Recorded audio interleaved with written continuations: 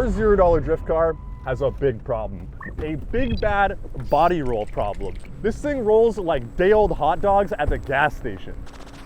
To fix that, we're installing coilovers in the wettest, coldest, windiest, shittiest conditions we've ever worked in. Please buy us a shop. Please buy us a shop with air conditioning and a fridge and air conditioning. I'm soaked! Oh! Look how wet I am! For sakes, like haven't even turned a wrench yet. I know. Dude, this is so right now. Could be worse.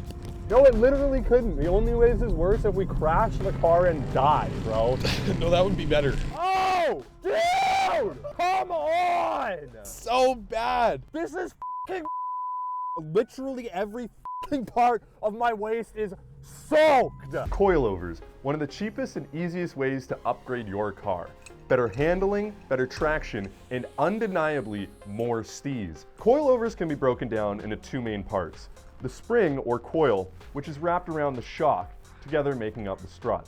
But unlike Grandpa's soft, wallowy stock suspension, our new D2 racing coilovers have 3 points of adjustment. Starting from the bottom, you have the adjustable lower strut, which can be threaded in or out to change the overall height of the vehicle. Moving up, we have the coil spring, which can be adjusted using the 2 locking collars to change the preload of the spring, changing the firmness and ride characteristics of the car, and hopefully reducing the body roll which we experienced earlier.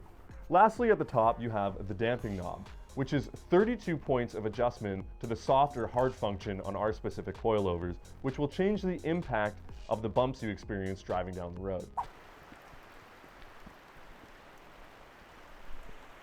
It never rains this hard ever. This is literally the wettest we could have put. We couldn't, like, you could. With the storm getting worse by the minute, Matthew tried to get as much of the project done as possible before the flood came, causing him to go full Matthew. Do you have a wrench by chance, Duncan? Perfect. 13 mil. Hey, Duncan. What? You might give me a hand lining this sucker up? For sure. Could the caliper don't give a fuck anymore. Cross thread is God's Loctite. So you hook it up to the anchor and then you just get issues with our rear alignment.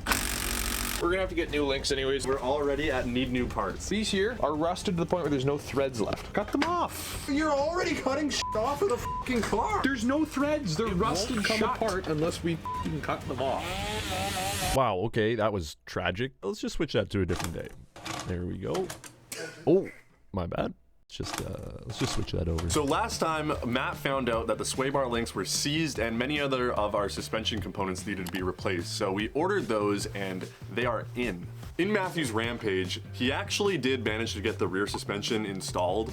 So all we need to do now is replace all of the parts that were worn out and we ordered new ones of, and then install the front suspension and get everything dialed in. Our 2 outer tie rods are in the front because we don't have quadra steer.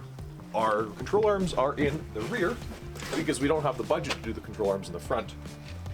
And our sway bar links are on all sides because we don't want to have that sway going on that we were feeling beforehand, you know? Our sway bar links, oh, premium, $14 each, I think. Only the best for our drift car. Those are gonna be, they shipped us the wrong ones. No way. Okay. You know what these look like they could fit though? No way!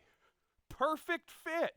We just bought Matthew's sway bar links. I'm gonna need your guys' help over here because they shipped the wrong ones, but they work for my truck. So that sound good? Matthew, I'd rather eat this wood bug off of this hubcap as if it was a f***ing dinner plate. No, I'm kidding. Use the right ones. Oh, were you getting us a... Oh. Sway bar links are getting cut off because they're f***ing seized. You can take a look there. The bolts are really crusty. You get this tightened on here, you turn it, and then this whole stud here just turns. So there's no nut on the backside to hold onto it. So if they're seized, you're kind of like hoopty. Instead of cutting it off, we're just gonna back the bolt off with a wrench. I mean, we could have at first. It's a pain in the dick. You know what would be f***ing sick right now is an angle grinder. I thought you just said we're gonna back it off with a wrench. Yeah, but... So, Josh is over there, crouched down. Yeah. It's like sitting, having a beer, and every once in a while you go... Yeah, honey, I'm building the deck. Look at him, he's sitting there. What is he doing? What tools does he have in his hands? I got my hands, that's all I need, baby. What is he doing? Tools.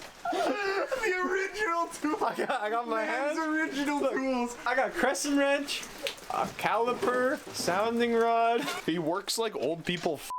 The thickness of this metal is so much more stout than the thickness of this metal. You can kind of see that would be a thicker boy. I'm actually turning it, and that's fine. But it's turning the whole arm. Kind of how it seems with everything on this car is it just burns. What an absolute calamity, dude. Fender roller. Oh. Here's a picture which vaguely looks like it unassembled. Wow, thanks. I already know what it looks like unassembled. I have it here, unassembled. I would love to know what it looks like put together. Here it is. Attach it onto the wheels. Roll it back and forth. Warm up just slightly the paint so it's a little bit malleable and doesn't crack. It will pinch the inside of our fender so we don't grab it with our tire. We're taking off our tie rod ends. Do I even want to try undoing that bolt? Nah. There we go. It's off. It's called the control arm, right? We got new ones of these. Locks in right here. Controls your toe. Can change your alignment by twisting this in or out. Because this is threaded. You can't actually tell because it's just rust, but it was threaded. And now it looks fossilized.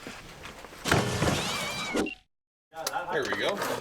So you can see our setup here. That wrench is on that nut, and when we raise it, the nut loosens. That's a huge one. You look right now, it's like the top and start power. Okay, I am disconnecting the front suspension. One bolt on the bottom, just a big fat through bolt, which I've taken out down there. And then just your four at the top, just buzz them off, throw it in. It's like actually really simple and easy. I bet you this is heavier too. This feels heavy. Oh, fucking Jesus, yeah, that's way heavy. Oh, dude, this is like, I tell you, these Racing Sport D2 coilovers, really well designed product. What we were supposed to do was set them and measure them. But instead of doing that, we threw them in the car as fast as possible, and don't ask me who. I measured them against the original ones, and they looked pretty close to being You're supposed to actually measure them, bro. I know. Not eyeball them. It's called a comparative measurement. Front suspension, we have the old next to both the new. So what I'm doing right now, as Matthew did with the rear ones, is matching the height. The new ones, we're just gonna try and make them the same height as the old ones, see where the car sits with them set roughly the same, kind of give us an idea of what the characteristics of the springs are. Speak of the devil. No way. No shit. There he is. How's it going, bud? Oh, what the f? Oh no. Oh! Stove on my waist turns beef to patties. Ugga dugga. Yeah, that Ugga Dug's pretty good. It ugged its last dug. All right, all the old suspension is now officially off. Except for this, we wear links. Okay, well, shut the f up.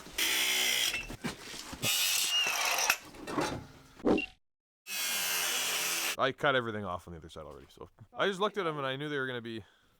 I just looked at him and I made the decision to immediately go to the most fucking ignorant step I could take. Who fixed your car yesterday? You. Yeah, this one's coming off with ease. Nice. This is great. It's got so much grease on it from the leaking ball joint that it's actually like totally fine. Oh, perfect. December 8th, 1980. John Lennon is killed. Now that I've got your interest, get in the car. I'm going to show you some place to get performance parts so you don't look like a nerd when you're driving down the road. A little secret in life, it's too short to be driving something that looks like standard traffic or an NPC from GTA. You want to be driving something that makes people go, "Ooh, wow, that's the coolest thing I've ever seen. I think I'm going to tell my mom and my dog and everyone in between." Well, you can have that today with Redline 360. Do you have a Lincoln LS drift car? Of course you don't. That's a bad idea. But I'll tell you what, if there's an aftermarket item for that car, it's on this website. Redline 360 high performance parts means that you can turn grandpa's old junkyard beater into something that may or may not make people think you have any idea what you're doing. It's high performance. Look at the website. Boom. Redline 360. High performance. Redline 360. Buy now. Putting this tie rod end on. We're not gonna do our own alignment. We're gonna get someone else to do it, so they do it right. So we're just gonna get in the ballpark. Do you want to figure out how to install the control arms? Do I want to figure out? How to install the control arms? Yes. No. I imagine it goes in here some way. The pole you gave me is supposed to be a 90-degree corner, right? What? It's supposed to have a 90-degree to it. This. Yeah, I'm torquing us back. 4 Agadagas? That's right.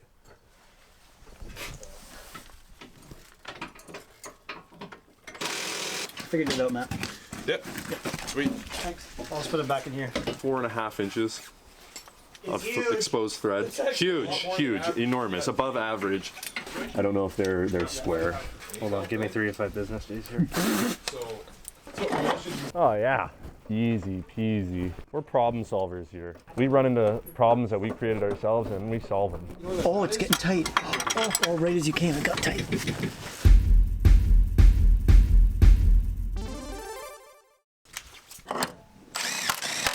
Okay, so we have all the coilovers in the car. Now, tomorrow we are going to get the height dialed in, put it on the ground, and see where we're at with all our settings. The next day. Wow. This thing's slammed. We really lowered this thing, eh? Holy fuck. How many inches did you lower this by? Jeez. I don't know. It's like 3 feet. Dude, we're pretty f***ing cool. Dude, it was hard to get in before. My back. The car is now lower, as you can see. Wow. Barely gets up to my hip, this thing's so low. Now we have to measure the chassis to the ground. Instead of doing the bumper, we go like kind of right from the chassis.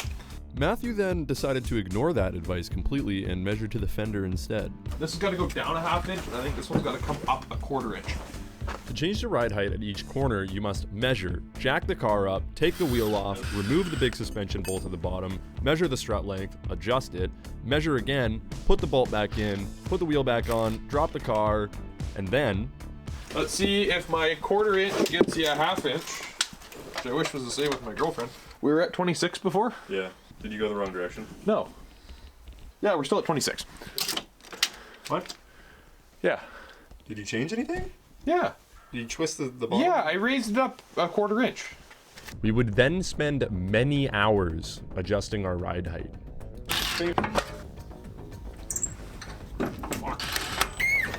So we need to go down another 8. We gotta go down another full inch.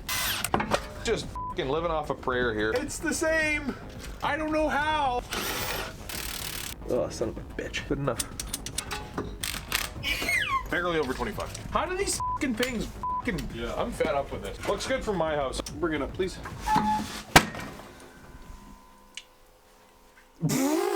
Safety first. What the f***'s going on here? No, no, no. Turn this. It's gonna come down a bit. We gotta drop this another 1/4 and then probably raise that side up. It sucks. It didn't change it at all.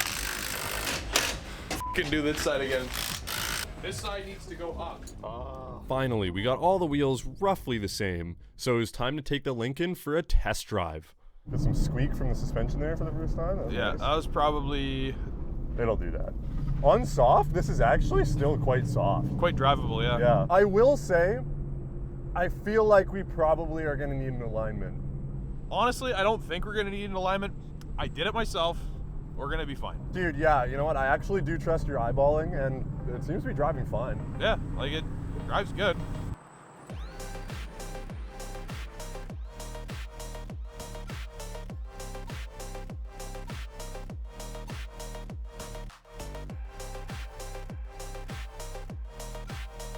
It drives good though. Like it feels like. Look at this.